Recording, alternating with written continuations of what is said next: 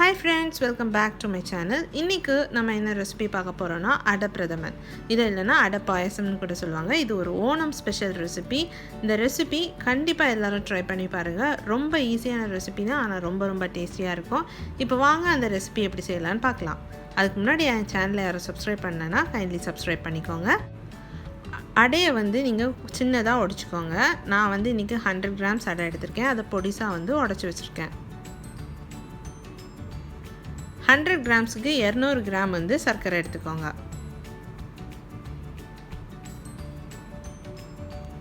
ஒரு தேங்காவை ஃபுல்லாக துருவி வச்சுக்கோங்க. இதுக்குன்னா தேங்காய் பால் எடுக்கிறதுக்கு. 1 டேபிள் ஸ்பூன் தேங்காவை இப்படி பொடிசாக நறுக்கி வச்சுக்கோங்க. 1 டீஸ்பூன் ஏலக்காய் தூள், 1 டீஸ்பூன் ட்ரைட் ஜிஞ்சர் பவுடர் எடுத்துக்கோங்க. 25 grams வந்து cashew nut, 15 grams raisins,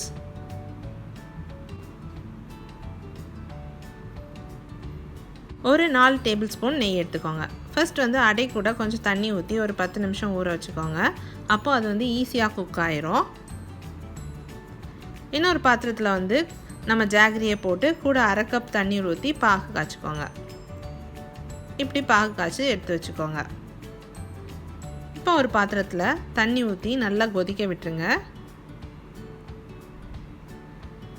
தண்ணி வந்து நல்லா கொதிச்சதும் அதில் நம்ம வந்து ஊற வச்ச அடையை சேர்த்துக்கோங்க.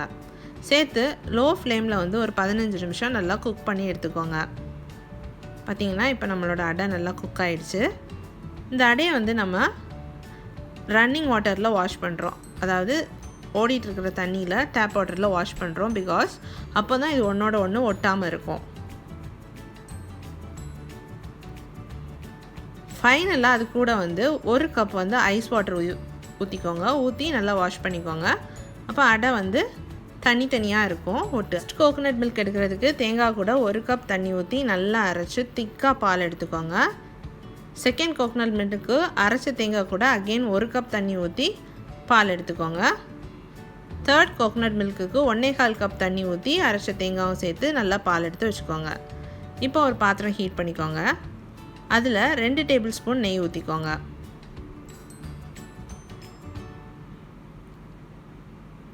அதில் வந்து நம்ம வேக வச்ச அடையை சேர்த்துக்கோங்க. சேர்த்து நல்லா வதக்கிக்கோங்க.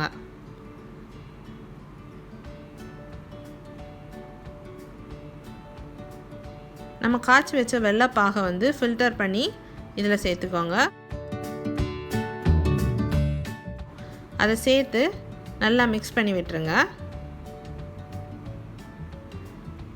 மிக்ஸ் பண்ணி விட்டுட்டு நல்லா ஒரு லோ ஃப்ளேமில் ஒரு 15 நிமிஷம் குக் பண்ணிக்கோங்க.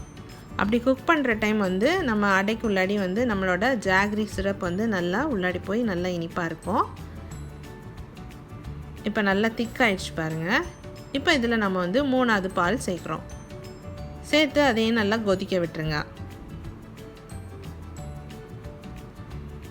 நல்லா கொதிக்க ஆரம்பிச்சிடுச்சு. அதில் வந்து நம்ம 2வது தேங்காய் பால் சேர்க்குறோம். அதையும் நல்லா மிக்ஸ் பண்ணி விட்டுருங்க.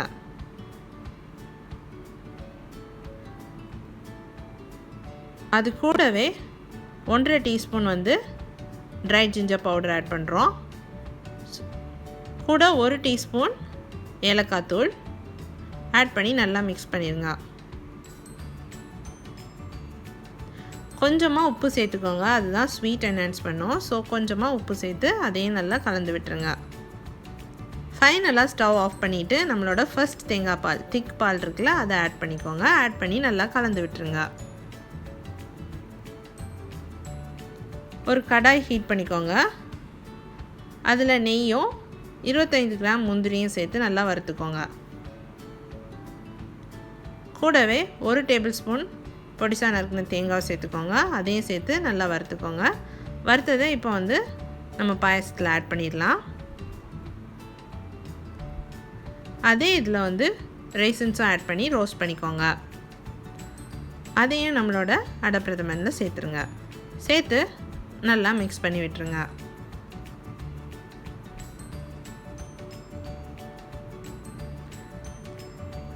நம்மளோட adapradhaman இல்லைனா அடை பாயசம் ரெடி ஆயிடுச்சு. கண்டிப்பாக இந்த ரெசிபி எல்லாருக்கும் பிடிக்கும்னு நினைக்கிறேன். கண்டிப்பாக நீங்கள் எல்லோரும் இந்த ரெசிபியை வீட்டில் ட்ரை பண்ணி பாருங்கள்.